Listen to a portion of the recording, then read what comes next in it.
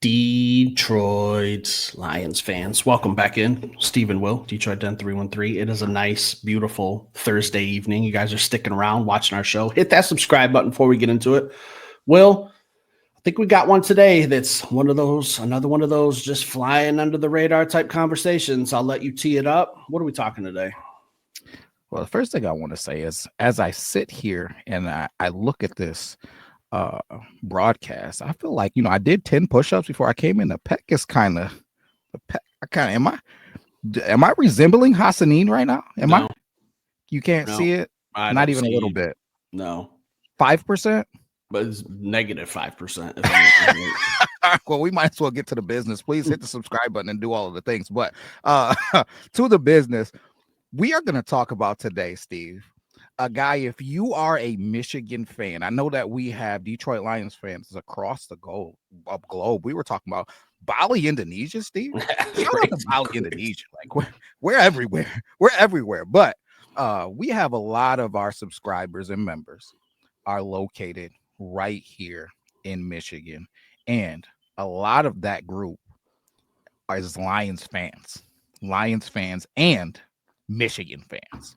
The double whammy, just like us. So we root for all of the teams, but we're located locally in the area. But it's Michigan and Lions in the heart, man, in the heart. So that said, if you understand that, we're talking about a star today. Now, if you're not inside of that group, you might not be feeling like we're talking about a star today. But if you're inside of that group, you don't even really need to announce this young man. This is a guy that made some huge plays for the Michigan Wolverines. But those who don't know, we're going to be talking about Ronnie Bell today. Steve, how you feeling about Ronnie Bell? I think Ronnie Bell is one of my favorite stories from the University of Michigan. All right. And seeing him go through some adversity late in his career. We'll talk about what happened, when he was at the University of Michigan in 2021. He played in one game. In that one game, he had a 76-yard touchdown, his only catch of the season. Why did he only have one catch that season, Will? Tore his ACL. Tore his ACL. I can't remember who that was against, but I do remember the following week. Do you remember what happened the following week, Will? He was out there on the field, wasn't he? Shame on you. I'll give you 50% credit because you and I were at that game together. Shame on you. I guess you just don't remember our date nights. It's unbelievable. We were at that game. Ronnie Bell out there on crutches. Once he came out and they put the camera on him at the big house, man, he was emotional. And see Michigan fans give him a standing ovation. They know what he meant to the team. And we're going to talk about some other stuff that happened earlier in his career a little bit later on. But this is a kid that won over the hearts of Michigan fans. All right. Myself included, because I thought that was going to be a dagger. What does he do, Will? He comes back his final year, puts on his best season at Michigan, 62 catches, almost 900 yards, 4 touchdowns, kind of a Swiss Army knife for the Michigan Wolverines with an offense that wasn't really elite at passing the football at that time. So Ronnie Bell, one of my favorite stories from my favorite school, drafted by the San Francisco 49ers. They let him go. Hey, he wants to come back to the heartbeat of America, the state of Michigan, and play for the Detroit Lions. So I'm excited. We'll talk about what he's going to have to do to make the team, who he's going to be battling with, all the usual stuff. So, Will, how do you personally feel about Mr. Bell? Honestly, it's hard not to be a homer in this situation. And what I mean by that is thinking about all of the plays that he made as a Wolverine, being on the game or being at the games here and there. Not a season ticket holder to the Wolverines, but we try to make a couple games a year. And then watching every week on the tube, watching him out there, it makes him, near and dear to your heart, man. It's hard not to be a homer with people that you're invested with, but I think that he's underrated. I think that he got a bad rap. If you know anything about his stay in San Francisco, number one, he started it off bad by wearing their cursed number 10. He wore their cursed number 10 out there. He had some drops. He had some drops out there. He had some mishaps. He had some bad plays. I remember because I liked Ronnie Bell. He was somebody that I was mock drafting to the Lions in late in the 7th round, just trying, you didn't know who you're going to pick late. You're just throwing something at the wall and hoping that it sticks. I was hoping that the Lions grabbed him coming out of his draft season, but 49ers got him, and I told myself, hey, man, that's a good offense. I'm going to look out for him. Apparently, I was floating under the radar on him too, Steve, because when we looked him up, I was not aware. 2023, Ronnie Bell had 5 touchdowns, right? I know I'm lying. 3 touchdowns. I wasn't aware he made those type of plays in the NFL. I thought he was like a 1 touchdown guy. I remember he had a touchdown in the corner, I think against the Giants, but that was the only highlight that I remember seeing. So he was even more productive than I thought he was. But when I think about Ronnie Bell, I think about guys like Josh Reynolds. He's never going to go to a team, in my opinion, and be their number 1 guy or their number 2 guy. But I do think he has the potential to go to a team in the NFL and just be that Khalif Raymond, Josh Reynolds type of guy. He gets with the quarterback, builds a rapport, kind of like a safety net, scramble drill guy, slot receiver, gadget play, hand him the football, do all types of things, and help you out on special teams type of guy. There's only one problem, Steve, here in Detroit. A lot of hands that want to touch a lot of footballs. There's a lot of dudes here, but my initial thought on Ronnie Bell is I'm going to mirror what Coach Campbell said a few weeks ago. I hope that he makes a football team. If it's not the Detroit Lions, I hope that he makes a football team because he's somebody that I do believe in. He's fighting an uphill battle here in Detroit, though. What you thinking? I'm with you. Anyone we talk about is going to be facing that upward battle. It's just the way the team's built. We did an episode just a couple days ago talking about Dominic Lovett, who was drafted by the Lions. So the team that's a team that has invested something into him and what he was going to have to do to make the team. I think him and Ronnie Bell are in the same exact category. What's the difference? Ronnie Bell has that experience factor. He's got some NFL time. He's got some NFL snaps. Like you said, a couple years ago, 17 games played, a couple of touchdowns with a good offensive mind. And Kyle Shanahan out there in San Francisco didn't work out. Don't know why they wouldn't want to keep him after they just lost Deebo Samuel. But, hey, let them make bad decisions. We'll pick him up. It's going to be very, very hard for him to make this team because, again, just looking at the Detroit Lions depth chart at wide receiver, St. Brown, probably going to make the team. J-Mo, probably going to make the team. Isaac Tesla, probably going to make the team. Khalif Raymond, Dominic Lovett, who's in the same conversation. Ronnie Bell, Jackson Meeks, an undrafted free agent we're pretty high on. And don't sleep on the preseason Hall of Famer Tom Kennedy. Maybe he's put it together this year. Maybe he's going to make this team and really show what he can actually do on a football field. If Dan Campbell just sees what I see, I don't know what kind of scouting school Dan Campbell went to, but it was obviously the wrong one because he just doesn't recognize talent when it comes to Tom Kennedy. But Ronnie Bell has to do some other things other than play wide receiver. If you're battling, what do you got to do, Will? You got to be a special teamer. You got to be versatile. You got to be able to do some things, which he did at the University of Michigan. So I think that gives him another leg up on Dominic Lovett because didn't you say he had 1 catch for like -4 yards as a punt returner at the University of Georgia and Mizzou? So not a good look. So if we're counting just special teams, it's another category that Ronnie Bell has an advantage in at Michigan. Not crazy returns. I mean, I'm looking at 8, 10, 13 total attempts in the return game throughout 4 years at Michigan. So not a lot, but that's about 13 times more than Dominic Lovett. So some of these guys are going to have to really step up on special teams, whether it's returning kicks, punts, or as a gunner. So Ronnie, I'm cheering for you, man. I want to see you make this team. I want to see some Michigan blood on this team some more with Hutch, Glasgow. I don't think I'm missing anyone else. So I want some more Michigan blood on this team. I'm going to be cheering for you. One of my favorite Michigan players of recent, man. But real quick, Will, do you remember? I can't remember which season it was, but it was, and if you're a Michigan fan, maybe you'll remember this. I want to say it was 2020, a game against Penn State on the road, and Ronnie Bell had a huge drop in the end zone that cost him the game. Fans turned on him, and he was getting death threats.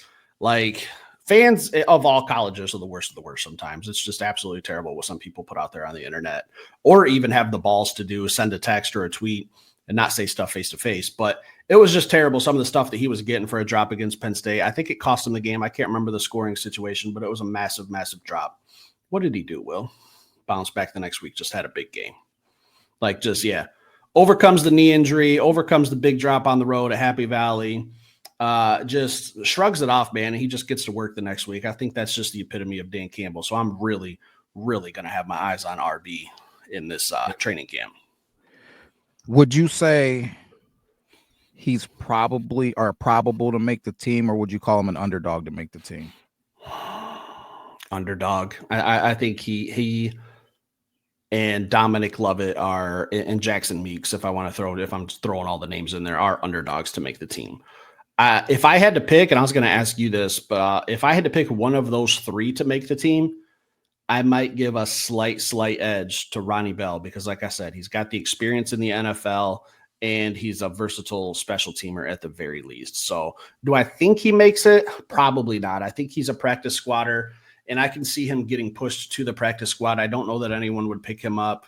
I'd have to look at 30 other teams' rosters and see how they're looking at the wide receiver position. But just off the top of my head, I can see him being placed on the practice squad. Yeah, that's tough. It's tough between those guys, man. It's really tough, man. And we got another young one too. I forget his name. That's in that group. That's also pretty tough too, man. It's gonna be a dogfight, man. Malik Taylor. Malik Taylor. No, it was what is it? Is it Jacoby or something like that? I forget, man. I have to look at the roster. I don't have the roster in front of me. He's got a hyphenated last name. I'm just looking at the depth chart. I don't see anyone on there with that name. but yeah, man, it's gonna be a dogfight between those receivers, and I can't wait. Detroit Lions live by iron sharpens iron. That's exactly what it's gonna be. I truly believe that Dominic Lovett's gonna come out on top. I am cheering for Ronnie Bell as well. I feel like Ronnie Bell is a guy who's supremely underrated. We just need him to be consistent. He had some drops with the San Francisco 49ers. Talked about that big drop against Penn State. It's just if he gets that out of his game, he makes big plays. That's not even what we're going to ask him to do here in Detroit. We're just going to ask him to have maybe 3 or 4 big moments throughout a season. The heavy lifting is going to be done by St. Brown, Jameson Williams. Everybody else is going to be just, hey, just do your part. Sam Laporta, big carrier. I mean, the running backs, everybody else just needs to, when your number's called, get out there and perform. So interested to see, man, what cream rises to the top, man. But that's really all I got on Ronnie, man. We're cheering for you here at Detroit Den 313, wishing you nothing but the best. If you don't make the Detroit Lions, I don't even want to see you on our practice squad, man. I want to see you out on somebody else's active roster, feeding your family and thriving. As long as you ain't playing us. That's all I'll say. What else we got for tonight? Steve. I know you already ran it by me. I know where we're headed.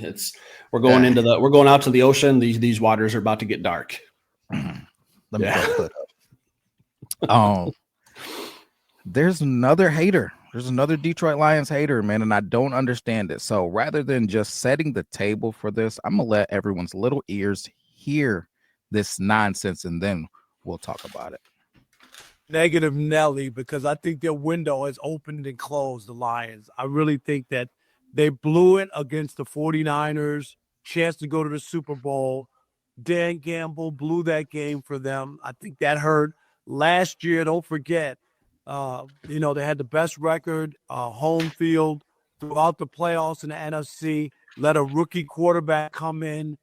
They were 9.5-point favorites in that game and lost. If you're telling me that they're going to be back next year or, this coming season, I can't buy into it. The division's getting better. I just think that they lost both coordinators, so there's going to be a year of adjustment. So I think the Lions had a nice window for 2 years. Unfortunately, it's closed. Where do you want to begin, Will? Where do you want to begin? Let me start with this before you even go. I'm gonna let you go first, but let me start with this. This is a guy who was on ESPN First Take, cute, cool, whatever. That just gives him a little bit of credibility for somebody that we actually should be responding to. But the one that drives me crazy is this is a dude that was a columnist for the Detroit News. It's not like he's not familiar with Detroit sports. So setting the table on who this guy actually is, Steve, talk to the people. How you feeling? First things first, Will. There is such thing as good journalists like yourself and I, just two of the best, in my opinion. And then there's the other end of that cap is bad journalists, which is what I just watched right here in front of my eyes. If you're going to report something, give all the facts. One, might not seem like much. The spread was not 9.5. It was 8.5. For those of you who don't think it's much, if you want to place a bet with me and give me an extra 1.5, please and thank you all day. I'll pick what side I want to be on when you're giving me an extra 1.5. Two, you mentioned how we played Washington and how we were favorites in that game, but you left out the most important thing, that our defense was put on a bus and driven off of a cliff all throughout the season without our starting defensive line. Our starting quarterback, who was playing great in that game, goes out on like the third play of the game with a broken shoulder or whatever it was that Amik did. I can't remember off the top of my head. Shame on me. I didn't know that Super Bowl windows opened and closed within 2 years when you've had no major turnover on your actual roster other than adding pieces. Name a big piece that we've really lost. Carlton Davis, replaced him with Reed. Coordinators, Will, I'm sick of saying this. What's more important? Is it the X's and the O's, or is it the Joes? We have Hall of Fame, Pro Bowl, all-pro talent throughout this whole Detroit Lions defense, offense, offensive line, running backs, wide receivers, tight ends, quarterbacks, safeties, defensive ends, left tackle, right tackle, guard, center, like you name it. There's all pros and Pro Bowlers on this team. We lost a coach in Ben Johnson. Why didn't you mention that his shitty play calling in that game probably cost us on a 3rd and 1 instead of running the ball against Washington's 30th ranked rush defense? Jared Goff, bad decision. A little bit. This is on you too. The worst thing you could have done, a turnover instead of just spiking it in the dirt. Nothing's open. Live to play another day. Ben Johnson, why are you calling a run? And Jared Goff should take a little bit of that blame too for throwing a bad pass. So that play alone was a key factor in that game, because I believe we could have went down and scored and went up 14-3, if I'm not mistaken. So if you're going to say things, at least paint the whole picture. Don't just do a paint by numbers and just do the blue colors or the red colors or the green colors. Paint me the whole damn picture of what went on in that football game, what we were missing, what we were losing, the bad play calling, because you mentioned the coordinators we lost. It's bad journalism, Will. It's just bad journalism. Shame on him. You know what I have to say to that, Steve? Am I nuts? I don't know. Hey, man, thank you for taking me to church. The service was phenomenal. The service was phenomenal. I got nothing. You nailed it. It's the bottom line. This is absolutely crazy to me, especially coming from a Detroit columnist. If it was coming from somebody somewhere else, I would say, okay, listen, I don't agree with you, but maybe you just don't understand what's going on in Detroit. Maybe you're somebody that's just responsible for so much that you don't get an opportunity to just hone in on the city of Detroit and know the ins and outs and everything that's going on. But when you're someone who is very familiar, spent lots of time here, don't get it, don't understand it, I think that it is a just egregious, as Stephen A would say, just terrible take. Even if he would have said we're going to be facing some adversity this year, he's looking to see how this thing unfolds. But to say the Super Bowl window was closed and we actually got better. Yeah, we got better before the draft. That's the part that blows my mind. That's the part that just really blows my mind. It really is. It's crazy. We got better just by getting all our healthy players back. And real quick, he mentioned how the division got better, and we talked about this very recently. Does everyone just think that only the Bears, the Vikings, and the Packers got better, and the Detroit Lions just sat on their asses all offseason? Like, we didn't have an offseason addition in DJ Reed.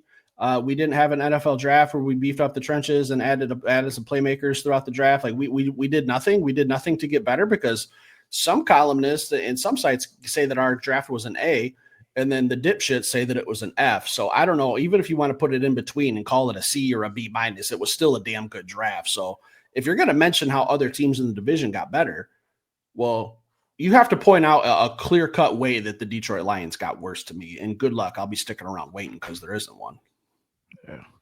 Yeah.